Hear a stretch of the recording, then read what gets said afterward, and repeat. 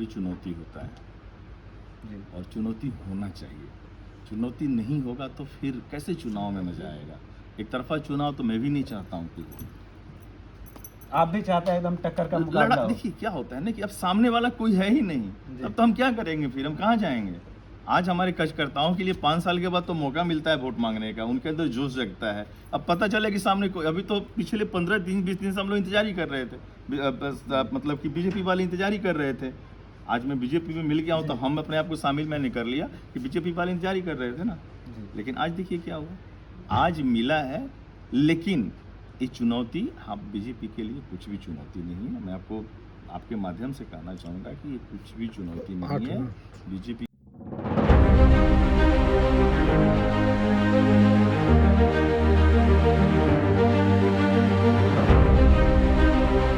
नमस्कार, आप देख रहे हैं रिएक्शन के साथ आवाज़ न्यूज़ और NSN इंडिया न्यूज़। अभी हम लोग चुनावी यात्रा पे निकले हैं, चुनावी कवर कर रहे हैं जगह जगह घूम के। तो मोतिहारी लोकसभा में भी आए हैं, यहाँ पे मिलन समारोह मिला है। जो बीजेपी के उपाध्यक्ष थे, VIP के उपाध्यक्ष थे, आज वो बीजेपी में शामिल हुए हैं। तो इनसे बात करेंगे से क्या चीज़ें निकल के आई जो ये VIP छोड़कर आज बीजेपी में शामिल हुई। पहले तो आप बीजेपी में शामिल हुए, उसके शुभकामनाएं आपको सर। जी, आपको भी और आपके चैनल के सारे दर्शकों को मेरा नमस्कार। मोतिहारी का कैंडिडेट का नाम घोषित हुआ कल और आज आप पार्टी छोड़कर बीजेपी में शामिल हुए हैं। क्या क्या लगाया जा सकता है इसका? देखिए, मोतिहारी के कैंडिडेट को सबसे पहले मैं शुभकामनाएं दूँगा। जी।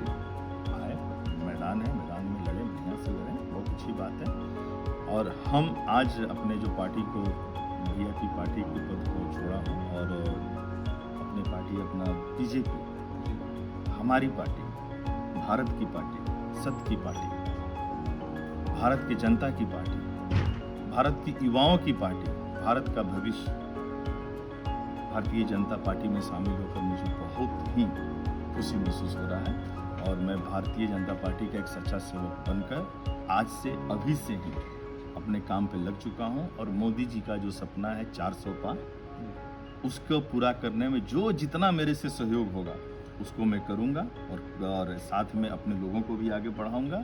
और हमारे चंपारण के, मोतिहारी के जो हमारे भारतीय जनता पार्टी के संसद महोदय हैं, इनकी भी जो लड़ाई है बीजेपी से है और इनको भी मैं चाहूँगा कि अब की बार 4 लाख पार, यानी कि 4 लाख से अधिक मतों से इनकी जीत हो और ये जीत का झंडा फहराएं और साथ ही दिल्ली में जाकर इनको मंत्री बने, सेंट्रल में कैबिनेट का मंत्री का दर्जा मिले और चंपारण का विकास अब की बार आने वाले 5 सालों में चंपारण का विकास बहुत ही अच्छे ढंग से हो।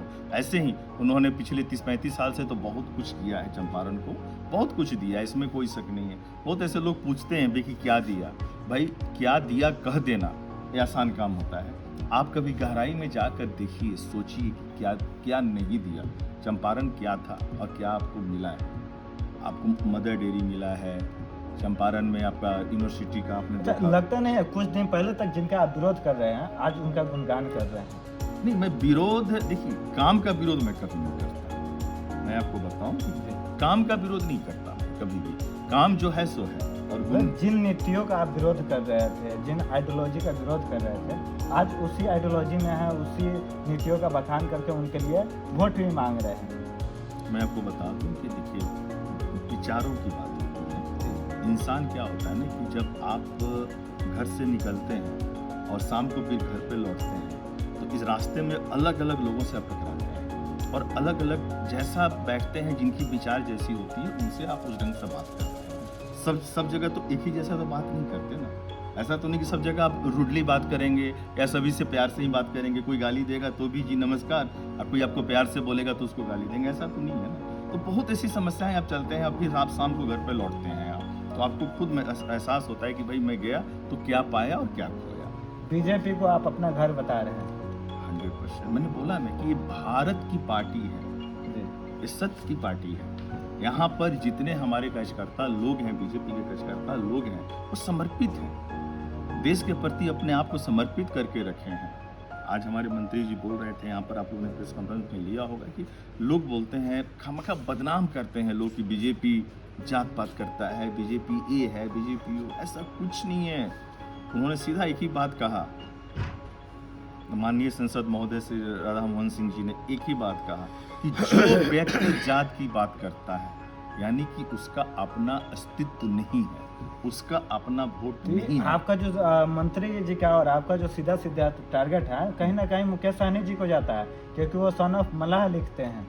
देखिए उनकी सोच है, मैं उनके ऊपर कोई भी कमेंट नहीं करूंगा, समझे जी। ना? मैं उनकी, देखिए क्या, अच्छा, जब आपने तक मैं एक बड़ा झटका दे दिए, जहां मोतिहारी का वीआईपी के मतलब खेमे में गया मोतिहारी का सीट, और वो उनके उपाध्यक्ष उनसे इस्तीफा देकर बीजेपी में शामिल हो जाते, उनके लिए तो यह बहुत बड़ी झटका है। अगर वो महसूस करते होंगे अलग बात है, लेकिन होता है, हर एक इंसान का अपना अपना सोच होता है। मैं इस बात के लिए कुछ नहीं बोलूँगा, ना ही उनके लिए मैं कोई कमेंट करूँगा, क्योंकि हमने बहुत अच्छे दिन साथ में बिताए हैं, इसीलिए कोई भी उनके ऊपर मेरी शुभकामनाएं। कुछ कयास लगाया जा रहा है, जैसे हम लोगों ने बाहर सुना से बहुत लोगों का टिकट में नाम चल रहा था, जिसमें आपका भी नाम सामने कभी कभी आया, और जैसे फाइनल हुआ आपने छोड़ा, तो क्या लगा सीट की वजह से तो नहीं छोड़ दिए? नहीं, ऐसा सीट उठ का नहीं था, लेकिन हाँ इस बात का मुझे एक बात का दुख जरूर रहेगा कि हमारी चंपारण की जो कमेटी थी, हमारे चंपारण के जो जिला अध्यक्ष थे और चंपारण की जो कोर कमेटी थी, जितने लोग थे, उनसे हमारे जो स्टेट कमेटी के लोगों ने एक बार भी नहीं पूछा कि किसको टिकट देना है और नहीं देना है। इस बात का मुझे दुख है। मैं तो वहाँ था, पटना में था, लेकिन यहाँ के लोग बहुत परेशान थे। बहुत सारे लोगों का फ़ोन आ रहा था कि भैया हमको बुलाया जाएगा क्या, हमको बुलाया जाएगा क्या। तो मैं बार बार बोलता था कि हाँ विश्वास में रखिए, बिना आप लोगों से पूछे हुए मंत्री जी टिकट नहीं देंगे, लेकिन ऐसा नहीं हुआ। ऐसा तो नहीं है पप्पू यादव की तरह यह भी शिकार हो जाए? कौन? मुकेश सहनी जी। नहीं, शिकार क्या हो जाएंगे क्यों? पप्पू यादव शिकार कहाँ से हो क्योंकि गए? पप्पू यादव जैसे विलय किए, हाँ। उसके बाद उनकी सीट कट गई, तो जैसे यह भी विलय हुए, इनके अपने नहीं, लोगों को देखिए, टिकट नहीं मिला। ये तो दुख की बल्कि बात है ना। बाहरी लोगों की टिकट मिल रहे हैं। नहीं, ये तो दुख की बात है, ये तो बहुत ही दुख की बात है कि अभी तक जो दो सीटों दिया गया और तीसरा ये हुआ, इसमें हमारे बीजेपी का कोई व्यक्ति नहीं है। सॉरी अपना सॉरी हमारा माफ़ी चाहता हूँ, हमारे वीआईपी का एक भी उस वक्त एक भी कार्यकर्ता नहीं था उसमें, जो होना चाहिए था। जिन लोगों ने तन मन से झंडा ढोया, जिन लोगों ने तन मन से बीजेपी अपना वीआईपी को आगे बढ़ाया, देखिए बार बार बीजेपी ज्वाइन किया तो मेरे मुंह से बीजेपी निकल रहा है, जिन लोगों ने वीआईपी को आगे बढ़ाया उन सबसे पूछना चाहिए था। और देखिए क्या होता है ना कि आप अगर कोई आपका नेता किसी चीज में कमजोर है, तो आप सिर्फ नेतृत्व कर रहे हैं, तो आपका कर्तव्य बनता है कि उस सबसे पीछे बैठे हुए नेता को आगे लाएं, उसको टिकट दें और उसको मजबूत बनाएं।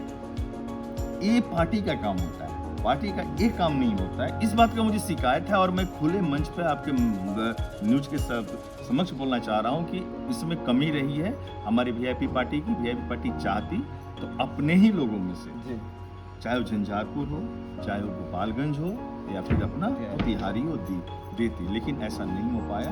दुख की बात है कि हमारे सारे के सारे कार्यकर्ता सोचते रह गए, देखते रह गए, लेकिन उनको कुछ नहीं मिला। अब क्यों झंडा ढोने के लिए थोड़े हैं, एक को तो मिलना चाहिए। आप तीनों में से नहीं देते, एक को तो देते, लेकिन नहीं मिला उसमें से। इस बात का दुख मुझे है।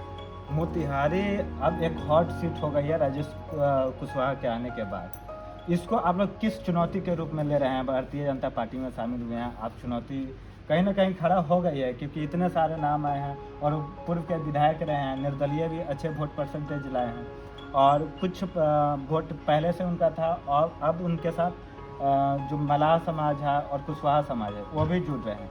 तो कहीं ना कहीं अब राधा मोहन सिंह जी के लिए चैलेंज हो गया, तो आप इस सब को कैसे डील करेंगे? देखिए, चुनाव का मतलब ही चुनौती होता है और चुनौती होना चाहिए। चुनौती नहीं होगा तो फिर कैसे चुनाव में मजा आएगा? एक तरफा चुनाव तो मैं भी नहीं चाहता हूँ कि आप भी चाहते हैं एकदम टक्कर का मुकाबला हो। देखिए क्या होता है ना कि अब सामने वाला कोई है ही नहीं, अब तो हम क्या करेंगे? फिर हम कहाँ जाएंगे? आज हमारे कार्यकर्ताओं के लिए 5 साल के बाद तो मौका मिलता है वोट मांगने का, उनके अंदर जोश जगता है। अब पता चले कि सामने कोई, अभी तो पिछले 15 दिन 20 दिन से हम लोग इंतजार ही कर रहे थे, मतलब कि बीजेपी वाले इंतजार ही कर रहे थे। आज मैं बीजेपी में मिल गया हूँ तो हम अपने आप को शामिल मैंने कर लिया कि बीजेपी वाले इंतजार ही कर रहे थे ना। लेकिन आज देखिए क्या हुआ, आज मिला है, लेकिन ये चुनौती हम बीजेपी के लिए कुछ भी चुनौती नहीं है। मैं आपको आप आपके माध्यम से कहना चाहूँगा कि ये कुछ भी चुनौती नहीं है। बीजेपी का वोट जहाँ पे है वहाँ फिक्स है, और अच्छे नहीं, बहुत अच्छे ढंग से बहुत भारी बहुमत से बीजेपी चंपारण की धरती पर विजय प्राप्त करेगी और हमारे सांसद और पूर्व मंत्री राधा मोहन सिंह जी को विजयी बना कर दिल्ली भेजेगी। अच्छा, राहुल गांधी को आप किस तरीके से देखते हैं? राहुल गांधी एक अच्छे नेता हैं। देखिए, भविष्य में युवाओं का बहुत बड़ा योगदान होता है और होना भी चाहिए। हर एक इंसान को कर्म करने का हक है। आप अपने कर्म पे आगे बढ़िए। जनता है, देखिए मैं किसी भी पार्टी में रहूं और कहीं भी रहूं, सच्चाई के साथ चलता हूं। मेरा एक अपना नेचर है। मैं चाहता हूं कि भाई आप जिस पार्टी में हैं आप उसमें आगे बढ़िए, लेकिन पार्टी के नेतृत्व को संभालिए। कोई भी ऐसी आपके मुंह से वाणी ना निकले जिससे कि आपके प्रति लोगों में नाराजगी फैले, किसी के लिए भी क्यों ना हो। थोड़ा विधानसभा पे आते हैं। 2020 का चुनाव याद है, जब आप यहाँ पे बीजेपी के विपक्ष में ही खड़े होकर निर्दलीय चुनाव लड़ा था। बीच में कयास लगाया थे वीआईपी से लड़ेंगे।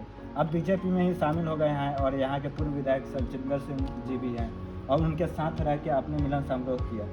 कल्याणपुर में आप कैसे 2025 को कैसे देखा जाएगा? ये तो भविष्य के गर्भ में छुपा हुआ है, इसमें मैं कुछ नहीं कर सकता। अभी आपको देखा ना कि आपकी इच्छा 25 में आप कल्याणपुर की जनता के लिए आप खड़े देखिए, मैं बार बार एक ही बात को बोलता हूँ कि कल्याणपुर के लिए मैं अपने आप को समर्पित कर चुका हूँ। आपकी इच्छा क्या है? पार्टी का निर्णय अलग रखते हैं। नहीं, मैं तो चुनाव मेरी इच्छा ही है कि मैं समर्पित कर चुका हूँ और हर हाल में मेरी कोशिश रहेगी कि मैं चुनाव, यही मेरी इच्छा और हमेशा रहेगी। कल्याणपुर से आपको देखी जाएगी? कल्याणपुर के लिए ही। पिछली बार भी देखिए, मेरा घर अपना गोविंदगंज में है। आपको मैं बता दूं कि अरेराज के बगल में हमारा बिजुलिया बोला जाता है, वहाँ अपना घर है। हमको बहुत लोग, जब मैं यहाँ खड़ा हो रहा हूँ। कल्याणपुर के विधानसभा के लोगों के लिए आप क्या कहना चाहेंगे? आप गोविंदगंज को भी आगाज कर दिए हैं, तो कल्याणपुर के विधानसभा के लिए आप कुछ बस यही कहना चाहूँगा कि भाई अभी तो सामने तो अपना 25 मई को अपना चुनाव है। आप बढ़ चढ़ कर चुनाव में हिस्सा लीजिए, वोट दीजिए और बीजेपी को भारी से भारी बहुमत में से विजयी बनाइए और मोदी जी के सपनों को साकार कीजिए कि देश का भविष्य और आगे बढ़े। हमारे साथ जुड़े थे जो आज ही बीजेपी में शामिल हुए ऋतुराज पांडे जी, जिन्होंने अपनी बातों के रखा और कुछ वीआईपी से रिलेटेड क्वेश्चन था जिस पे भी बाकी से जवाब दिया। बाकी आपको कैसा लगा आप कमेंट बॉक्स में बताएं। तब तक के लिए धन्यवाद। जय हिंद।